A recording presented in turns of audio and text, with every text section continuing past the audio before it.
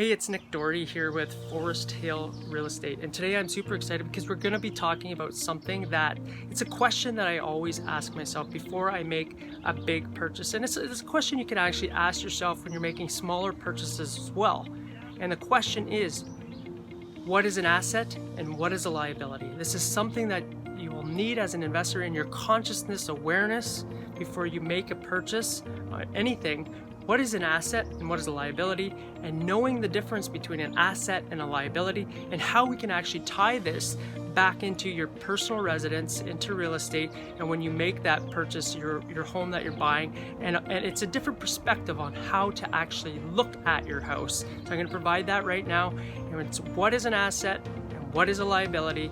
Let's get into it right now. Okay, so what is an asset and what is a liability? This is critical to know the difference between an asset and a liability. And I'm going to sum it up really short and sweet and in one sentence for each one. What is an asset? An asset is something that puts money in your pocket, cash flow in your pocket. You purchase something out there and you have a return in your pocket. It puts money in your pocket. And a liability, on the other hand, is something that takes money out of your pocket. It's taking money, you go purchase it and it's taking money out of your pocket. Now, how does this tie back into your personal residence? Well, when you purchase your personal residence, I look at it, and I've learned this from Rich Dad Poor Dad. If you haven't read this, and I'll tie it to the notes, the comments down below, Rich Dad Poor Dad, it really shifted my perspective on how I looked at my own home, my personal residence. He says that your personal residence, Robert Kiyosaki says, your personal residence is a liability. Why is it a liability? Because it takes money out of your pocket. Let me repeat that again. Your house takes money out of your pocket, so it's classified as a liability. It's not actually an asset that you've purchased and money is flowing in. It's a liability that you purchase and it takes money out. Well, why does it take money out? Well, you're paying for property tax, you're paying for insurance, you have mortgage payments, you have maintenance to the property. There's all sorts of these things that you're paying for that's taking money out of your pocket. And you're paying for it. It's flowing out of your pocket, which is the wrong way for cash flow.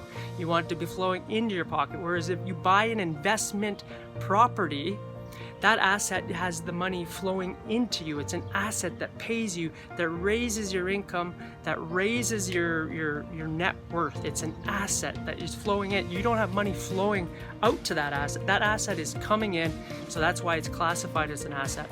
And this was a turning point for me in the way I looked at it. From that point on, once I read Rich Dad Poor Dad, which I highly suggest that you read. I've read it a couple times. It's a great book. It really shifts your perspective on how you see your house and how you see an asset versus liability. It's a great resource too to actually, he's got little charts in there, and I can post a picture of this around here somewhere, of just an asset and a liability and the flow of cash flow with an income and a balance sheet, and how an asset goes into your income and how your liability goes into your cash out, your debts. So I'll post that below, but he does these nice little simple charts that you can follow. I highly suggest you read the book.